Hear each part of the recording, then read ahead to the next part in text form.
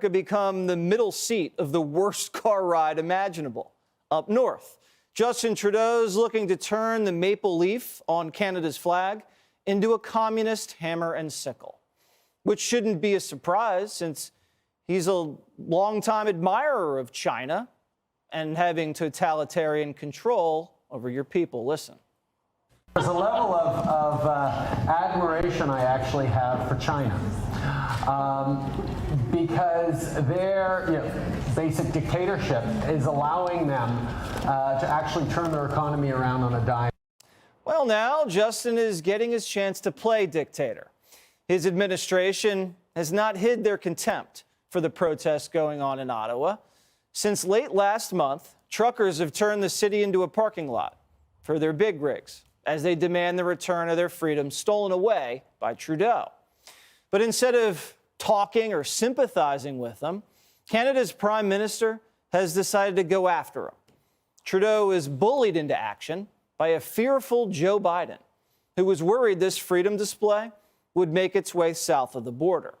So he convinced Justin to turn up the heat on his own people.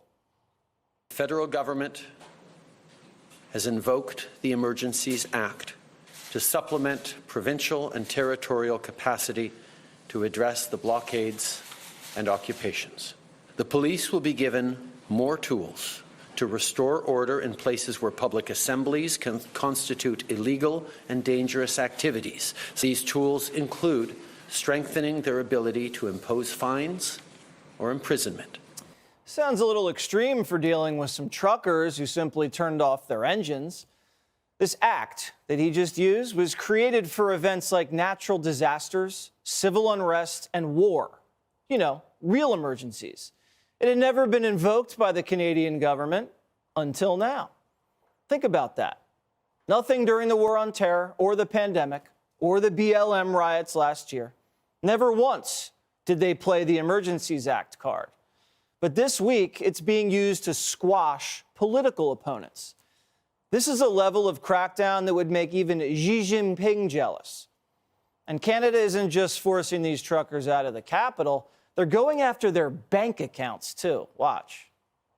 We are directing Canadian financial institutions to review their relationships with anyone involved in the illegal blockades and report to the RCMP or CSIS.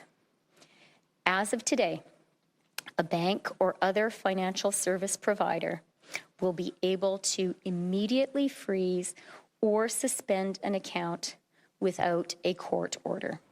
Is this Canada or Cuba?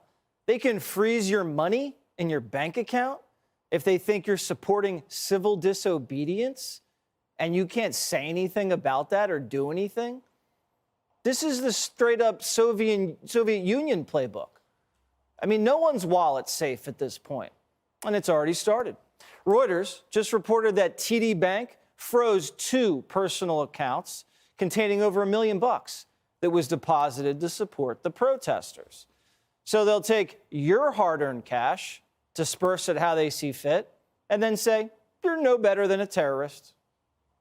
We are broadening the scope of Canada's anti-money laundering and terrorist financing rules so that they cover crowdfunding platforms and the payment service providers they use.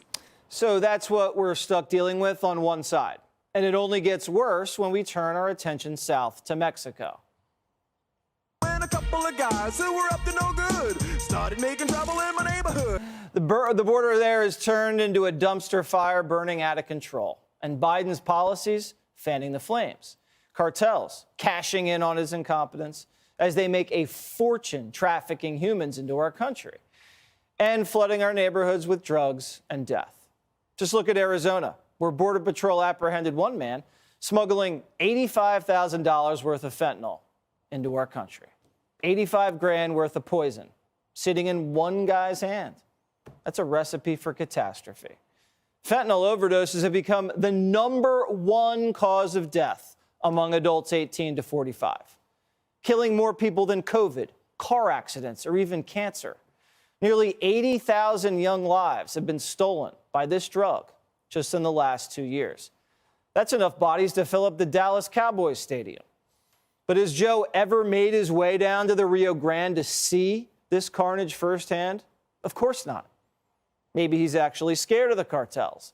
They hang bodies of their rivals off bridges, while reports indicate they even eat the hearts out of their enemies, torn right out of their chest and then devoured by a drug runner.